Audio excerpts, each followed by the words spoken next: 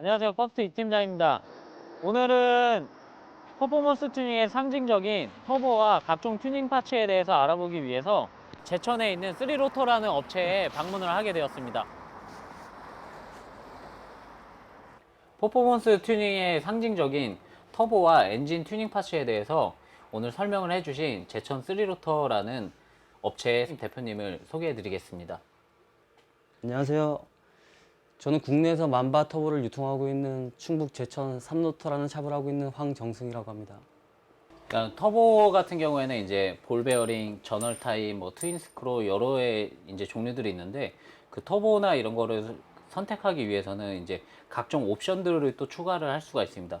그리고 엔진에 들어가는 부품들도 이제 사람들은 주문을 하고 작업을 맡겼을 때 그냥 뭐 단조 피스톤 이 들어갔다 비용은 이제 많이 발생되는데 그 제품에 대해서는 잘 몰라요. 어떤 특징이 있고 어떤 금속으로 만들어지고 공정은 어떻게 되고, 그래서 이제 순정 엔진에 비해서 출력 향상을 했을 때 이제 엔진에 문제가 생기지 않기 위해서 이제 장착하는 부품인데, 그런 이제 세부적인 부품에 대해서 오늘 설명해 드리기 위해서 이곳을 방문하게 되었습니다. 터빈의 경우 항공기에 최초에 사용이 된 제품이고, 이제 옛날에 최초의 이제 환경법이 생기면서 이슈라는 전자제어 시스템이 장착됐습니다. 그러면서 이제 터보를 이용한 과급기를 사용해서 완전 연소율의 효율을 높이기 위해서 자동차의 상용화가 되기 시작했습니다.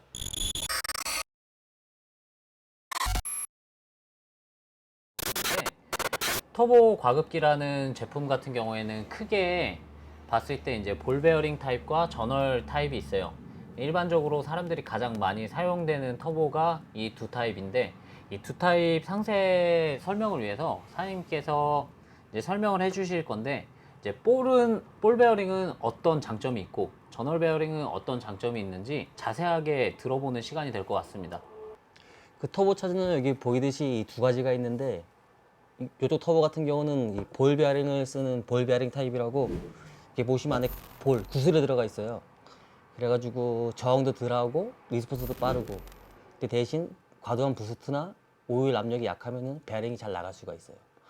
그리고 이쪽 터보 같은 경우는 이 전월 베어링이라고, 똑같이 구조는 오일이 들어가고 윤활을 시키는 방식인데, 얘 같은 경우는 그나마 내구성도 괜찮고, 근데 볼 베어링에 비해서는 리스폰스 좀 떨어지고 회전력이 좀 약하죠.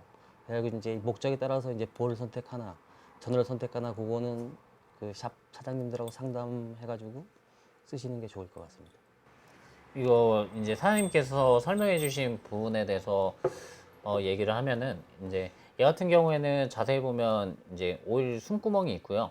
숨구멍이 있어서 일로 오일이 공급돼서 센터 축이 잡히는 방식의 터보라고 생각을 하시면 되고요. 그리고 이제 볼 베어링 같은 경우에는 이 카메라로는 잡히진 않는데, 이런 부품이 여기 안에 내장되어 있는데 이 사이에 구슬이 박혀 있기 때문에 구슬로 회전을 시키는 방식이에요.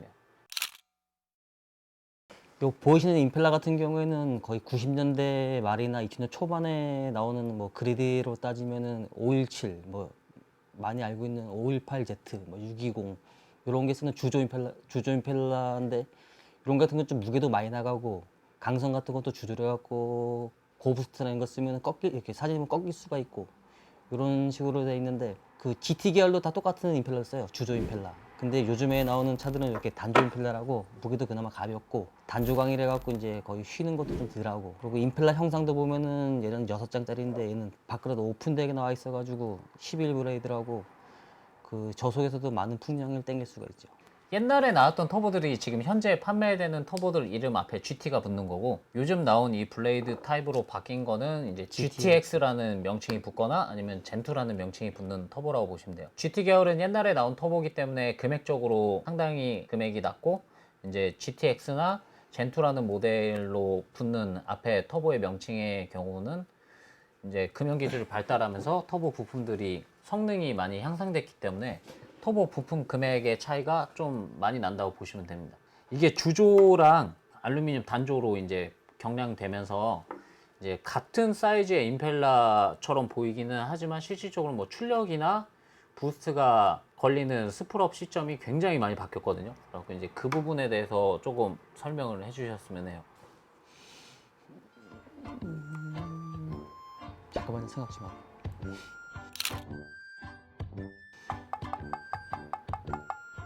머리 백지가 된 것 같아. 저도 맨날 그래요. 맨날 찍을 때마다. 할 말은 많은데. 아까 말을 지금 머릿속에 막 나오는데 입으로 안 되네 이게. 대박이다. 나도 이런 거 처음 해보거든요. 내가 옛날에 봤던 기사에서 이런 기사가 있었어. 일본의 이라는 터보 회사에서 그 전월 베어링이라는 터보를 이제 처음에 만들었고, 가레트라는 터보 회사에서 볼 베어링이라는 걸 이제 만든 시초가 되었는데, 라는 회사에서는 자기네 기술력을 이제 좀 과장돼서 좀 얘기를 했던 기사인데, 그때 당시에 뭐 이제 터보는 더 이상의 출력 향상을 시킬 수 있는 기술이 발전하기 어렵다라고 기사를 낸 적이 있었어. 근데 그게 지금 최근 들어오면서 다 깨졌죠, 그 기록이. 왜냐면 금형 기술이 발달하면서 가벼워지고 경량되고 임펠러의 형상이 바뀌면서 그게 완전히 무너졌어. 그래서 옛날에는 터보 사이즈가 크면 부스트 뜨는 게 느리다 이런 게 있었는데, 요즘은 그게 다 어느 정도는 해소가 돼버렸어. 주조들 같은 경우에 보잖아. 그러면 큰 임펠러 있고 작은 임펠러 있고 이래. 그리고 이 기장이 짧아, 요즘 나오는 터보들에 비해서. 근데 요즘 나오는 터보들은 이제 금속도 바뀌고 무게가 두 개를 들어보면 현저하게 무게 차이가 날 정도로 경량이 돼버리면서, 그리고 임펠러 형상이랑 이 높이랑 이런 게 많이 바뀌어서 요즘은 같은 사이즈의 터보여도 이게 성능이나 이런 거는 옛날 터보랑 비교를 할 수가 없어. 그리고 심지어 이런 금속이 바뀌면서 터보 자체 내에서 나오는 그 터보 사운드라는 거 자체가 많이 바뀌었어. 그게 몇 년 전이었죠? 이 터보가 이게 적용되기 시작한 게? 이제 10년 정도 됐죠. 10년 정도 됐죠? 2010년 정도부터 그러니까, 이제 단조 브레이드로 바뀌면서 그 PK. 터보가 이제 또 좋아진 게 뭐냐면은 이 터보 자체를 깎으려면은 그 CNC라는 장비에서 깎는데 그 장비 자체도 발달을 해가지고 밸런스도 잘 나오고, 또 VSR이라고 이 밸런스 보는 장비가 있거든요. 그 장비도 좋아지니까 서로 밸런스도 잘 나오니까 터보도 오래 가고. 그래서 이제 옛날에 튜닝했던 사람들은 터보 고장이나 이런 트러블을 되게 많이 겪었었는데, 요즘 터보 올리고 튜닝하고 이럴 때는 고장이 잘 안 나. 거의 양산차 수준의 내구성까지 올라왔으니까 대부분 터보들이 지금 어마어마하죠.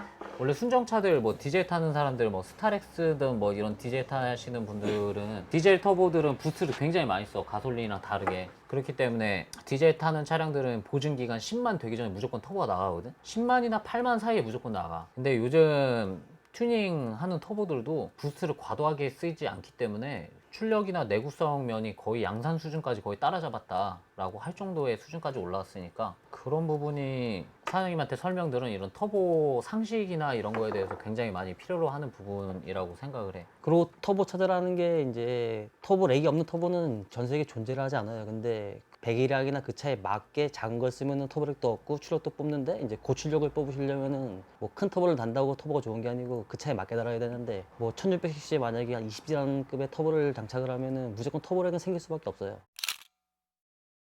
쉽게 말해서 그 앞에 TD랑 붙은 터보 차들은 거의 다 전월 베어링이라고 보시면 돼요. 그리고 이제 앞에 뭐 GTX 이런 게 붙으면은 거의 다 볼 베어링, 볼 터보. 이쪽이 이제 엔진 오일 압력으로 엔진 오일을 고압으로 집어넣어 가지고 터보를 엔진 안에를 윤활시킨 다음에 다시 이제 오일 패널을 리턴, 그걸 다시 재순환시키는 거거든요. 근데 이게 사용하실 때도 샵에서 그냥 구멍이 크다고 막 쓰시면 안 돼요. 이 구멍도 볼 베어링 같은 경우는 메이커에서 추천하는 게 1mm 구멍. 지금 보이는 구멍 한 4mm 되는데, 바깥쪽을 보시면은 지금 이 설명이 굉장히 중요해, 엔지니어들한테. 왜냐면 이게 터보가 성능이 많이 올라가는데도 불구하고 인스톨 잘못으로 터보가 나가거든. 근데 이게 지금 사장님이 설명해 주시는 오일이 공급돼야 되는 규정 사이즈가 안 나오면 오일의 압력이나 이런 게 공급되는 게 문제가 생겨서 터보가 고장이 나거든. 이 부분은 자세하게 좀 다뤄줘야 된다고 보는 부분. 이 자동차라는 게 그 일반 시동 걸어놓은 상태를 아이들링 상태라고 그러거든요. 그때 오일 압력이 1.5에서 2kg 정도가 나와요. 그러고 이제 악셀을 밟고 한 3,000, 4,000 이렇게 RPM이 올라가면은 5에서 6 정도 나와야 정상이거든요. 그 압력에다가 볼 베어링 같은 경우는 구멍을 큰 걸 쓰면은 오일압이 세가지고 이 볼을 잡고 있는 이 집이 있어요. 이게 이제 압력에 깨져 나가가지고 베어링 밖으로 튀어나와서 베어링이 망가지는 거예요. 도입부 앞에랑 얘 보면은 지금 얘가 앞에가 큰 거 같잖아, 구멍이. 근데 실질적으로 뒤로 뒤집어서 보면 작아. 그래서 얘가 분사가 될 때 이렇게 미세입자 분사가 되는 거야. 압력이 높아져도. 이 지금 도입부 요 부분의 크기로 전월이랑 볼이랑 요게 달라가지고 그것 때문에 이제 고장이 나고 안 고장이 나고 그래. 그래서 터보를 제대로 장착을 했느냐 안 했느냐가 지금 사장님이 이 설명드리는 요 부분 때문이거든. 근데 볼 베어링은 거의 1mm 정도를 다 권장했어요. 그래야지만 터보도 오래 가고 오일 압력도 안 딸리고. 그리고 터보 차저 장착할 때도 야는 자유낙하예요. 리터는 그냥 흘러 들어가는 거예요. 오일팬으로. 그래가지고 뭐 터보를 이렇게 단다. 이렇게 달면은 이게 자유낙하가 안 돼가지고 오일이 배기실이나 흡기 쪽으로 다 나와가지고 머플러에서 연기가 나오고. 터보는 안 망가져요. 근데 망가진 것처럼 증상이 나타나죠. 머플러로 연기가 나니까. 저희 터보를 사시면은 딴 거랑 틀리게 이 풀세트를 다 드려요. 물 라인부터 해가지고 오일 라인. 근데 오일 라인 같은 것도 거의 암만 작아도 한 12mm 이상은 써야지 야가 자연스럽게 내려갈 수가 있죠. 너무 작아도 막히니까. 그리고 이제 엔진 상태가 안 좋아도 블로바이 가스라는 게 나와요. 그래서 헤드 커버에 보면 구멍이 뚫려 있거든요. 나쁜 가스가 빠지라고. 근데 그게 순정 양산차들은 다 흡기 쪽으로 빨려 들어가게 돼 있어요. 환경법 때문에 한 번 더 태우라고. 근데 그 가스가 많이 나오면 압이 생겨가지고 리턴이 안 돼요. 그래도 터보가 망가질 수가 있죠. 14G라는 게 뭐냐면은 14G라는 게 이제 TD05H 14G가 이제 마이티 터빈이라고 저희가 이제 현대에서 양산차에 쓰는 그거를 이제 딴 차에도 많이 쓰거든요. 금액도 싸고 대역성도 괜찮고. 그게 어떤 사이즈냐면 TD05라는 거는 이 배기 사이즈예요. 배기 날개, 이 터빈 휠, 터빈이라고 부르거든요. 얘 사진에 보이는 것 같은 경우는 TD04예요. 그 숫자가 작으니까 이거 더 작지요. TD05는 얘보다 한 1mm가 더 커요. 그리고 앞에 14G. 그는 컴프레셔 휠 사이즈를 말한 거예요. 많이들 알고 계신 게 14G, 16G, 18G, 20G, 25G 이렇게 나가는데 이게 만약에 14G에서 16G로 커지면 숫자 2가 커졌잖아요. 2mm가 커졌다고 보시면 돼요. 날개가. 그 날개 폭이? 날개 크기가요. 얘 같은 경우는 만약에 4.6cm가 나오잖아요. 18G 같은 건 4.8cm가 나오죠. 20G라는 것도 보면은 배기가 이제 TD04, TD05, TD06 이런 게 그럼 휠도 커지니까 그만큼 렉이 이 모델 같은 경우는 이게 3582거든요. 35는 얘같이 이제 이걸 35라고 가정을 해놓은 거예요. 배기 임펠러 사이즈. 35는 무조건 배기 사이즈예요. 82라는 게 얘가 82mm라는 뜻이에요. 그 3076은 이게 작아요. 30이 얘보다 2mm가 작아요. 배기 날개가. 그러고 앞에 76 붙으면 이게 76mm라는 뜻이에요. 예, 이게 배기 흡기예요. 터보차들은 NA차 같이 배기가스를 그냥 버리는 게 아니고 배기가스가 야를 회전시키면은 컴프레서가 작동을 해가지고 강제로 엔진을 공기를 압축시키는 거거든요. 그래서 이제 이런 걸 358이라 부르면은 이게 35 사이즈가. 그리고 앞에 이제 80 몇 미리. 이 미리수 따라서 이제 터보를 부르는 거죠. 2000cc의 터보를 358 같은 걸 장착을 하면은 한 4000m는 차가 힘이 없어요. 왜냐면 그 4000rpm 배기가스 갖다 얘는 만족할 만큼 회전을 못 시켜요. 근데 그 이상 되면은 얘가 이제 회전수가 나오니까 이제 부스터가 차기 시작하거든요. 그때 이제 뭐 한 1.3bar 이상 채워버리면 그때는 어마어마한 힘이 나오죠.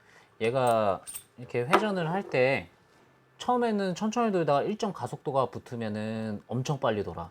근데 이제 얘가 가속도가 붙는 시점을 일반 사람들이 얘기를 하는 게 스풀업이라고 얘기를 하는 거야. 그래서 얘가 가속도가 붙으면 계속 빨라지니까 그걸 빼주기 위한 부품이 웨스트게이트라는 부품이고. 35나 30 같은 경우는 무조건 웨스트게이트 전용을 써야 돼요. 왜냐면 하우징이 그렇게 나와가지고. 근데 이제 액츄레이터라고 스윙 밸브라 그러는데 그거는 하우징 생긴 게 또 틀려요. 그 옆에 이제 이 밸브가 달려 있어가지고 그 부스트를 걸어 집어넣으면 그 밸브가 작동해가지고 배기가스를 바이패스 시켜가지고 딴 쪽으로 터보 회전수를 제어하거든요. 그래서 이제 스윙 밸브 터보가 있고 웨스트게이트 전용 터보가 있고. 과도하게 엔진에다가 공기를 많이 집어넣으면 이제 공기가 많이 들어간 만큼 매핑을 해가지고 인젝터를 큰 거 바꿔서 기름을 쌓아야 되거든요. 근데 과도하게 많이 올리면 기름도 못 쏘고 그 압축 공기가 많아지면은 이제 압도 걸리고 이래가지고 랜드라는 게 다 깨져요. 피스톤 랜드 같은 게. 그래가지고 그것 때문에 이제 스윙 밸브나 웨스트게이트 달아가지고 일정적인 부스트를 유지시키는 거예요. 그래서 거의 많이 써봤자 요즘 튜닝하는 차들이 그냥 1.5바 정도? 그렇게 써가지고 이제 부스트를 맞춰서 가는 거죠. 맞출 수도 있고 아니면 이제 부스트 컨트롤러라는 4대 장치를 달아가지고 내 멋대로 실내에서 움직일 수가 있고. 액츄레이터. 예, 근데 액츄레이터가 달려있어요. 아, 타입이 다른 거예요? 네, 무조건 달려있어요. 그래서 무조건 제어를 해요. 그래서 순정 양산차들 같은 경우는 거의 일발을 안 넘겨요. 부스트를요, 압력을. 터보가 엔진으로 집어넣는 압력을 부스트라고 그러거든요. 거의 우리는 발압을 단위를요, 바. 그리고 일발을 거의 안 넘겨요. 엔진은 아이리즈는 무조건 진공으로 되어 있고요. 이제 부스트 걸리면 이제 불어버리거든요. 풍선같이. 이제 그거를 액츄레이터가 제어를 하죠. 무조건 다 달려 있어요. 안 달리면 그건 작동을 할 수가 없어요. 근데 디젤 차들은 안 달려 있어요. 이런 터보는 WGT라고 이제 배기 하우징을 따라갖고 터보 렉을 조정하는데 디젤 VT 같은 경우는 가변 장치 달려 있었고 배기 하우징을 뭐 작게 크게 할 수 있는 장치가 달려 있거든요. 터보가 장착된 첫 번째 원인은 밖에 있는 공기를 강제로 당겨서 엔진을 집어넣으려고 그러거든요. 그 집어넣는 이유가 뭐냐면은 출력도 있지만 이제 환경법, 그 연소가 잘 되게. 그리고 이제 출력을 많이 올릴 수가 있죠. 디젤 자체 연소가 잘 안 된다는 얘기인가요? 아니죠. 이제 자기가 당기는 것보다 강제로 집어넣으면은 연소가 잘 시킬 수 있죠. 폭발성을 해요. 디젤은 압축을 해서 연료를 강제적으로 터트려야 되니까 압축 공기를 넣는 터보가 필요하다고 그냥 생각을 하면 돼. 간단하게. 플러그는 이 딸깍딸깍 라이터처럼 이걸 튀겨서 연료를 태워줘야 되고, 디젤이 가장 다른 점이 엔진 스트로크가 그래도 되게 길어. 그래서 승용차들의 상용화될 때 시간이 오래 걸렸는데, 그 이유가 이제 얘를 플러그 없이 연료를 터트려야 되니까 많은 공기량이 필요가 한 거고, 그 많은 공기량을 만들 때 엔진을 최대한 압축해야 되기 때문에 밑에서부터 스트로크가 되게 길어. 멀리서부터 압축을 해갖고 위로 올려. 그렇기 때문에 위에서 압축 공기 때려놓고 밑에서 압축 공기 짜부시켜서 올려오고, 이거를 짜부시켜갖고 터트리는 거라 그 원리라고 그냥 간단하게 보면 돼. 그러니까 터보차저 원리 쉽게 생각하려면은 사람이 오르막길을 올라가는데 그냥 혼자 올라가면 뒤에서 누가 밀어주면 쉽잖아요. 그런 식으로 터보 장치가 도와준다 생각하시면 돼요. NA 피스톤은 자기가 내려간 만큼 당겨요. 자기가 당기고 자기가 압축하고. 근데 터보는 그 공기를 강제로 불어넣어주니까 출력도 많이 오르고. 그러면 보통 그 디젤 차량 같은 원리. 경우는 2500cc인데도 디젤 특성상 플러그도 없고 이래갖고 RPM을 많이 안 써요. 써봤자 한 3500, 4000. 그리고 유속이 되게 느려요. 그 자체가. 그래가지고 터보를 되게 작은 걸 써야 돼. 아니면은 그 터보, 아까 말씀드린 터보 렉 때문에 차가 힘을 더 못 써요. 그래가지고 하우징도 작은 걸 써야 되고. 그 옛날 소렌토 같은 경우는 그것도 이런 방식으로 WGT가 나왔는데, 그걸 보완하기 위해서 이제 VGT라고 가변 배기 하우징이라고 그게 나와가지고, 그건 진공으로 당겨서 방식을 하거든요. 이식으로 해가지고. 악셀을 밟았을 때 한 2000 넘어가면은 이거 벌려가지고 그 하우징 안에 관을 크게 해가지고 이제 터보렉을 줄이면서 그 RPM 맞추면서 그 공기량을 당길 수가 있죠. 디젤 차들 같은 경우는. 근데 그거 휘발유에 쓸 수는 없어요. 아마 쓰면 금방 다 박살이 날 거예요. 터보는 NA 차랑 틀리게 그 버리는 배기가스를 이용해가지고 터빈 휠을 회전을 시켜, 이런 방식으로. 요걸 분해하면은 요런 식으로 들어가 있어요. 그러니까 터빈 휠을 회전시켜가지고 반대쪽에 컴프레서 휠을 작동시켜가지고 공기를 엔진으로 강제로 압축시키는 역할을 하는 게 터보 장치예요. 그러니까 밖에 있는 공기를 강제로 엔진 실린더로 집어넣는 거죠. 배기가스 갖다가 야를 회전을 시켜요. 어차피 배기가스 보면 바람 부는 거니까. 그럼 반대쪽에 이제 컴프레서에 달려 있으면 야도 돌아가니까 얘를 돌리기 위해서 얘가 달려 있는 거예요. 배기가스로. 근데 얘가 작동을 할 때는 보면은 뜨거운 배기가스 때문에 온도가 되게 높아요. 배기 인필라 같은 경우는 많이 뜰 때는 막 1000도까지 뜨거든요. 근데 이게 공기가 뜨거우니까 차는 공기가 차가울수록 힘이 좋아지거든요. 왜냐면은 찬 공기일수록 압축하면 부피가 커져요. 그래가지고 이제 중간에 인터쿨러는 장치 달아가지고 공냉식, 거의 대부분 공냉식이에요. 인터쿨러가 없는 차들은 흡기온도가 60도까지 올라가거든요. 60도? 근데 인터쿨러를 시켜가지고 스로틀로 집어넣으면은 거의 한 20도가 식어요. 그래가지고 인터쿨러 장치를 달아갖고 공기를 식혀갖고 엔진을 강제로 공기를 집어넣는 거죠. 아 그럼 터빈을 장착을 하려면 일단 인터쿨러를 장착을 해야겠네요. 맞죠? 인터쿨러는 거의 기본이고요. 모든 차에 다 달려 있어요. 그리고 우선 제일 기본되는 게 매니폴더. NA 차도 매니폴더가 있는데 터보용이라고 이제 이 배기 하우징 안으로 공기를 집어넣으려면은 사기통 같은 경우는 4개 관을 묶어야 돼요. 피톤이 4개니까. 터보를 돌리기 위해서 매니폴더 장착해가지고 그 배기가스를 이 한 군데 하우징으로 몰아 집어넣고 돌려야죠. 그리고 이제 기본되는 게 터보, 매니폴더, 터보 차저, 인터쿨러 이렇게 달아야지만 터보가 굴러갈 수 있어요. 그리고 맵 센서는 기본으로 바꾸셔야 되고.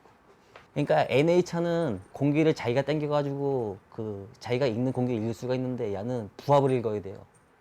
당기는 거 말고 압을. 그래서 이제 터보용이라고 그 맵 센서가 따로 있거든요. 그걸 장착해가지고 이제 이슈를 이제 매핑을 해가지고 그만 공기를 들어가는 양을. 그 맵 센서라는 게 이 터보가 회전하면서 엔진을 집어넣을 수 있는 공기량을 그 맵을 읽어가지고 보내주거든요. 이슈로. 터보 업그레이드를 하시는 분들이 대부분 이제 순정 터보가 고장 났을 경우에 한 번쯤 이제 입문하시는 분들이 많은데, 그 이유 중에 하나가 이제 순정 터보들이 이제 교환을 할 때 순정 터보들 OEM 터보지만 제품이 굉장히 비쌉니다. 그런데 이제 사람들이 제일 많이 사용을 하는 터보가 이제 터보 업그레이드를 처음 하시는 분들이 14G라는 현대 터보를 많이 사용을 하시는데, 그 현대 터보 같은 경우에는 금액이 굉장히 싸요. 싼 이유가 예전에는 일본에서 터보를 납품을 받았었는데 한국 자체에서 이제 개항이라는 회사에서 그거를 생산을 하면서 원래 터보 금액보다 금액이 절반이나 줄어들었기 때문에 그래서 이제 일반 사람들이 접근하기 쉽고 금액이 싸고 이런 부분이 있어서 지금 14지랑 터보가 가장 가성비가 좋다고 돼 있는데 앞전에 설명드렸듯이 지금은 터보 기술력이 굉장히 많이 올라왔어요. 그래서 이제 같은 사이즈를 써도 이제 만바나 이런 터보를 사용했을 때 동일 상태에서 출력을 훨씬 많이 나올 수 있는 걸로 제가 알고 있거든요. 사장님이 보셨을 때는 이제 그 부분이 어떻게 출력 차이가 나는지 그 부분을 좀 설명을 해주셨으면 좋겠어요. 그 마이티 터보라는 게 TD05 14지란 터빈이 그 현대 그 제네시스 쿠페의 2000cc 세타 엔진을 딱 기본으로 말씀드리면은 한 300마력 정도의 출력을 낼 수 있는데 이게 뭐 그냥 쉽게 말해갖고 뭐 부스를 더 올려버리면 출력은 더 올라가요. 근데 메이커 자체에서 만들 때도 거의 1.8바나 2바 넘기지 말라고 해놨거든요. 내구성 때문에. 그 터보 사이즈가 있으니까 부스를 암만 띄워도 출력이 올라갈 수가 없어요. 저기서 끝난 거예요, 그 출력이. 그래서 이제 터보를 바꾸셔야 되는데 저희 만바 터보 같은 경우는 이제 14G가 아니고 이제 16G, 18G, 06 사이즈로 이렇게 몇 가지가 나오는데 마이티 터보 같은 경우는 하우징을 선택할 권한이 없어요. 양산된 거니까 딱 그 완성품밖에 못 사거든요. 근데 저희 거는 뭐 하우징부터 해가지고 다 커스텀으로 다 원하는 대로 만들어줄 수가 있어요. 그래가지고 마이티 14G 터보만큼 수프업도 빠르고 출력은 거의 한 400오버도 시킬 수가 있죠. 그러니까 입맛대로 자기가 원하는 대로 다 맞춰줄 수가 있어요. 그리고 출력도 뭐 350마력부터 해가지고 그 부트를 많이 안 쓰고도 안전하게 출력을 낼 수가 있죠. 그리고 이제 하우징 선택하면 사운드도 뭐 서징 하우징 하면은 뭐 쉽게 말해서 비행기 소리, 그 악셀 놨을 때 역류 소리 이런 것도 선택할 수가 있고요. 그래가지고 뭐 원하는 대로 다 맞출 수가 있으니까 마이티 터보랑은 출력 차이가 많이 나죠. 토크도 많이 나고 대신 스프럽은 더 빠르게 할 수도 있고.